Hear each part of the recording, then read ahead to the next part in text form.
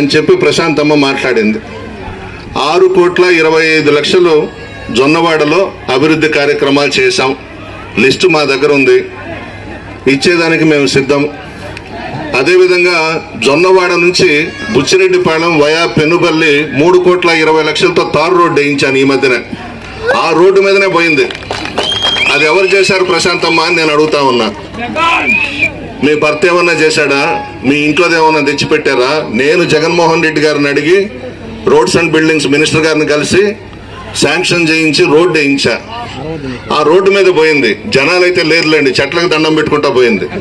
ఎక్కడా కూడా ప్రజలు లేరు, డబ్బు ఉండొచ్చు. ఇన్ని అభివృద్ధి కార్యక్రమాలు కళ్ళకి కనబడతా ఉంటే ప్రసన్న కుమార్ రెడ్డి ఏమీ చేయలేడని చెప్పింది. నేను మిమ్మల్ని అందరినీ కోరుకునేది, నేను మీ బిడ్డని, మీ కుటుంబ సభ్యుడిని. ఏ రోజు కూడా ఎమ్మెల్యే అనే గర్వంతో నేను ప్రవర్తించలేదు. ప్రతి గడపకు వచ్చాను. రాష్ట్రంలో ఎమ్మెల్యేలని ప్రతి గడపకు పంపించిన ఘనత కూడా జగన్మోహన్ రెడ్డి గారిది. గతంలో ఎమ్మెల్యేలు గ్రామాలకు వస్తే ఒక షామియానా వేసి అర్జీలు తీసుకొని 2 మాటలు చెప్పించి వెళ్ళిపోయేవాళ్ళు. ఆ విధంగా కాకుండా ప్రతి ఇంటికి వచ్చాను, ప్రతి గడప దొక్కాను. 1,12,00,000 ఇళ్ళు తిరిగాను కోవూరు నియోజకవర్గంలో. నా కాలు బాగలేకపోయినా కూడా మిమ్మల్ని అందరినీ కలుసుకున్నాను. మీలో ఒకటిగా ఉన్నాను. మీరందరూ ఆశీర్వదించండి. నేను ఎమ్మెల్యేగా పోటీ చేస్తున్నాను, విజయసాయిరెడ్డి గారు ఎంపీగా పోటీ చేస్తున్నారు. ఒక్కొక్కరికి 2 ఓట్లు ఇస్తారు.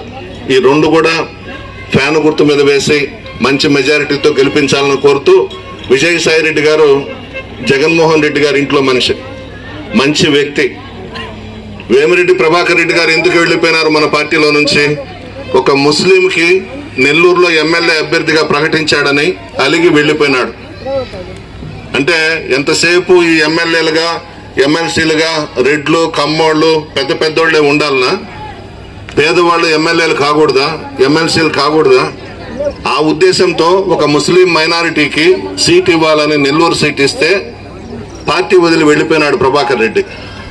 కరెక్ట్ మొగుడిని దించాడు జగన్మోహన్ రెడ్డి గారు, బాహుబలిని, విజయసాయిరెడ్డి గారిని.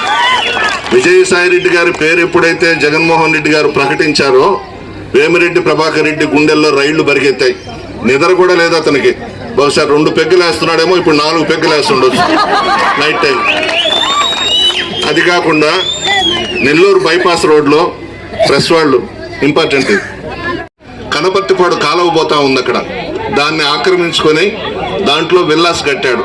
కలెక్టర్ గారిని మేము రిక్వెస్ట్ చేస్తా ఉన్నాం, దాని మీద ఎంక్వైరీ చేయించి సర్వే నెంబర్స్ 4 and 5 దాని మీద యాక్షన్ తీసుకోవాలని చెప్పి కూడా కలెక్టర్ గారిని కోరుతూ, మీరందరూ నన్ను విజయసాయిరెడ్డి గారిని ఆశీర్వదించాలని కోరుతూ సెలవు తీసుకుంటున్నాం.